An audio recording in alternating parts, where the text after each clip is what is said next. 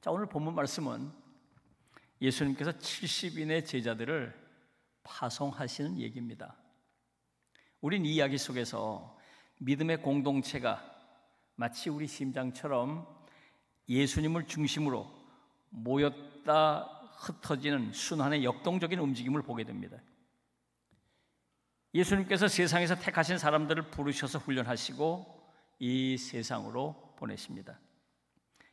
이들이 세상에서 맡겨주신 일을 하고 다시 예수님께로 돌아옵니다. 그렇습니다.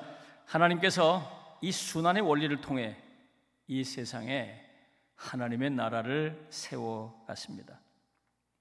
예수님께서 공생의 사역을 하실 때 심장처럼 순환의 중심 역할을 하셨습니다. 예수님께서 부활을 승천하신 뒤에는 교회가 그 순환의 중심 역할을 하게 하신 것입니다. 그래서 사도 바울은 교회를 그리스도의 몸이라고 불렀던 것입니다. 자, 오늘 이런 관점에서 본문 말씀을 살펴보도록 하겠습니다. 자, 1절을 보면 이렇게 말씀하고 있습니다. 주께서 따로 70인을 세우사 친히 가시려는 각 동네와 각 지역으로 둘씩 앞서 보내시며 70인을 보내셨다는 겁니다. 70인은 누굴까요? 이 70인은 12제자 이외의 또 다른 제자 그룹입니다. 이들은 12제자와 달리 자기 생업에 종사하면서 훈련을 받았습니다. 이들이 초대교회 시절 평신도로서 교회 기둥처럼 중요한 역할을 한 사람들입니다. 이 70인이 파송을 받았다는 거예요. 12사도만 파송을 받은 게 아니라 이 70인이 보냄을 받았다는 게 이게 중요해요. 그렇습니다. 세상으로 보내심을 받은 사람은 12제자와 같은 전문적인 신학 훈련을 받은 목회자나 선교사들만이 아닙니다. 70인 같은 평신도 그리스도인들도 보내심을 받았습니다. 이것은 모든 그리스도인이 이 세상으로 보내심을 받았다는 사실을 우리에게 가르쳐 줍니다. 사랑하는 여러분, 예배 후에 주님은 우리를 세상으로 파송하십니다. 마치 심장에서 새로워진 피가 동맥을 타고 온 몸으로 퍼져 나가듯이 주님께서 예배를 통해 새로워진 우리를 세상으로 보내십니다. 중요한 것은 우리가 이 세상으로 나갈 때 파송 의식을 가지고 가야 한다는 것이 그냥 가면 안 돼요. 주님이 나를 보내셨다고 믿고 그런 파송 의식을 가지고 가야 합니다. 아무 생각 없이 그냥 가면 안 됩니다. 내가 하고 싶은 것을 이루려고 하는 마음만 가지고 가면 안 됩니다. 주님이 나를 보내셨다. 주님이 나를 가정으로, 나를 일터로, 나를 세상으로 보내셨다는 파송의식을 가지고 가야 돼요. 자, 그러면 주님은 우리를 왜 보내실까요? 왜 보내실까요? 1절을 보면 이렇게 말씀하고 있습니다. 친히 가시려는 각 동네와 각 지역으로 둘씩 앞서 보내시며, 이 말씀을 70인을 보내신 것은 주님께서 가실 곳에 우리를 미리 보내신다는 거예요. 예수님께서 70인을 보내신 것도 마찬가지입니다. 이들이 예수님보다 먼저 갔어요. 가서 세리요한처럼 예수님께서 오셔서 사역하실 것을 준비했던 것입니다. 그렇습니다. 우리도 마찬가지예요. 우리가 가서 우리 힘으로 하나님의 나라를 세우는 게 아닙니다. 우리 힘으로 사람들을 구원하는 게 아니에요. 주님께서 오셔서 사역하실 텐데 사람들이 마음을 열고 준비할 수 있도록 그 때문에 우리를 보내신 거예요. 우리가 하는 게 아니에요. 주님이 오실 것이다. 주님이 역사하신다. 알리고 주님께서 일하실 수 있도록 우리는 준비하러 가는 거예요. 준비하러 가서 기도하고 사람들에게 주님을 알리고 주님을 영접하게 하고, 그러면 주님께서 그 심령 속에 들어가 그 사람을 구원하고 그 사람을 새롭게 하고 그 공동체를 변화시키시고 하는 것을 주님이 하신다. 너무 큰 부담을 갖고 또 두려워할 필요는 없어요. 주님이 오신다 그 얘기만 하면 되는 거예요. 준비만 하면 되는 거예요. 준비만. 그걸 위해서 우리를 보내시는 것입니다.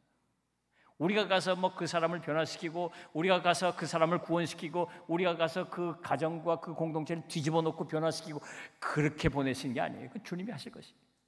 우리는 준비만 하도록 하면 되는 거예요. 3절을 보면 이렇게 말씀하고 있습니다. 내가 너희를 보냄이 어린 양을 이리 가운데로 보냄고 보냄 같도다. 70인을 곳곳으로 보내시는 것이 마치 이리 같은 포식자들이 우글거리는 곳에 힘없는 양, 그것도 어린 양을 보낸 것 같다는 말씀이에요.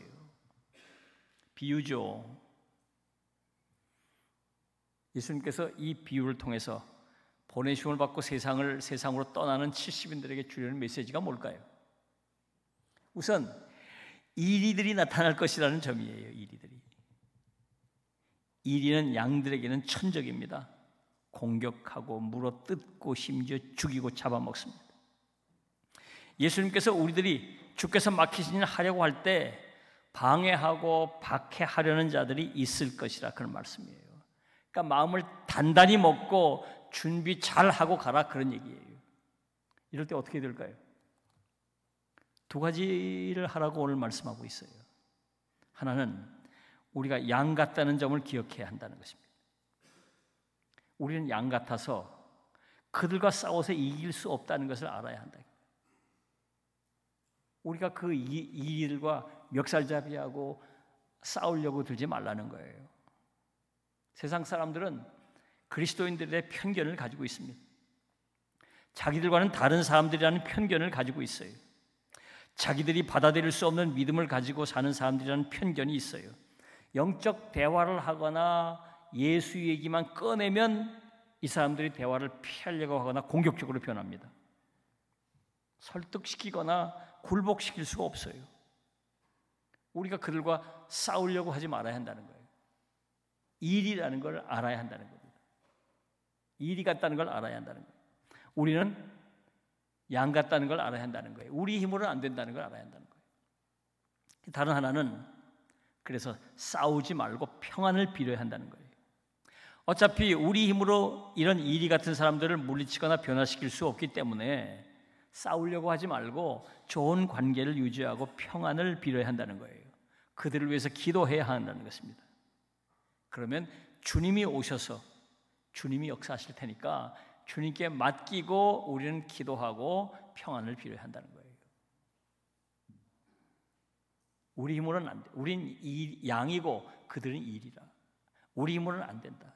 이 점을 기억하고 내가 어떻게 막 굴복시키고 내가 그냥 멱살 잡고 교회를 끌고 오고 내가 막 결신시키고 그런 생각하지 말라. 기도하고 하나님께 맡기고 주님이 그렇게 하신다는 거예요. 여러분, 우리가 이리 가운데 보냄을 받았지만 결코 우리 혼자가 아니에요. 주님께서 함께 하시면서 우리를 보호하시고 우리를 통해 역사하십니다. 우리가 이 일 가운데 힘들지만 그래서 잘 견디고 이겨야 합니다. 자, 9절을 보면 이렇게 말씀하고 있습니다. 거기 있는 병자들을 고치고 또 말하기를 하나님의 나라가 너희에게 가까이 왔다 하라. 70인을 보내시면서 가서 구체적으로 뭘 해야 할 것인지를 말씀하신 것입니다. 두 가지를 하라는 거죠. 두 가지를. 하나는 병자를 고치라고 말씀하셨습니다. 자, 이 말씀을 우리가 깊이 좀 생각해 봐야 할 게 있는데요. 복음을 전하러 가거나 선교하러 가는 사람들은 먼저 병 고치는 일부터 하라는 말인가? 오해하기가 쉬워요. 예수님께서 가서 병 고치고 하나님의 나라를 전하라고 말씀하셨기 때문에 또 9장을 보면 12사도들을 보낼 때도 하나님의 나라를 전하면서 병을 고치라고 말씀하셨기 때문에 병 고치는 일은 이 전도자들, 사역자들이 반드시 해야 될 일인가? 라고 오해하기가 쉽죠. 우선 생각해 봐야 할 것이 있습니다. 예수님께서 왜 이 70인들을 보내시면서 병을 고치라고 하셨을까? 예수님께서 당시 가장 마음에 쓰고 계셨던 사람들이 이런 가난한 병자들입니다. 이들의 남다른 고통을 아셨기 때문이죠. 그래서 전도자들에게 이런 고통을 기억하고 먼저 이들을 찾아가라고 말씀하신 거예요. 치유의 권능을 주셔서 이들을 고치게 하셨어요. 그런 질병의 고통에서 벗어나게 하셨어요. 그러면서 하나님의 나라를 온 몸으로 체험하게 하신 것입니다. 우리는 다른 인생의 고통을 겪고 있는 사람, 그 고통을 헤아려야 합니다. 영적인 고통, 마음의 고통, 생존의 고통과 같은 저마다 살면서 겪는 고통을 헤아리라는 거예요. 스스로 해결할 수 없고 딱히 누구의 도움을 받을 수 없는 고통을 헤아려 주라는 거예요. 찾아가서 위로해주고 곁에서 도와주고 기도해주고, 그래서 그들이 그 고통에서 벗어나면서 하나님의 나라를 경험하도록 하라 그 말이에요.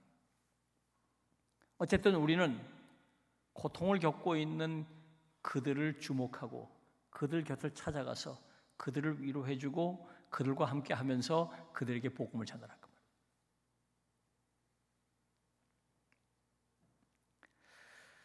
자, 또 하나, 우리를 보내셔서 가서 하라고 하신 구체적인 명령 가운데 하나가 하나님의 나라가 너에게 가까웠다는 메시지를 전하라고 말씀하셨어요. 이 70인에게 가서 이렇게 말하라고 가르쳐 주셨어요. 하나님의 나라가 너희에게 가까이 왔다. 하나님의 나라가 너희에게 가까이 왔다. 여러분, 우리가 이 세상 사람들에게 이 얘기를 하기 위해서 우리를 보내신 거예요. 하나님이 당신을 사랑하신다.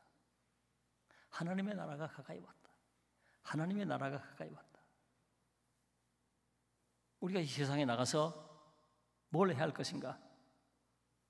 정말 이 세상 살며 여러 가지 고통 가운데 힘들어하고 있는 사람들을 찾아가서 위로해주고 그들을 위해서 기도해주고 또 그들에게 하나님의 나라가 가까이 왔다는 이야기를 해줘야 한다. 다시 심장 얘기를 해보겠습니다. 피는 정맥을 타고 심장으로 모입니다. 모여서 산소를 공급받고 새로운 피로 거듭납니다. 그리고 동맥을 타고 온 몸으로 흩어집니다. 온몸에 산소와 영양분을 공급하며 생명력을 불어넣습니다. 우리가 피와 같아요. 교회에 모여 새롭게 거듭납니다. 그리고 세상으로 흩어집니다. 세상에 하나님의 사랑을 전하고 복음을 전합니다. 여러분, 우리가 세상으로 보내심을 받았다는 사실을 잊지 마십시오. 예배 마치고 세상으로 흩어지면서 나는 하나님이 보내셨다. 하나님이 나를 보내셨다. 그 마음으로 세상으로 나아가시길 바랍니다. 기도하겠습니다.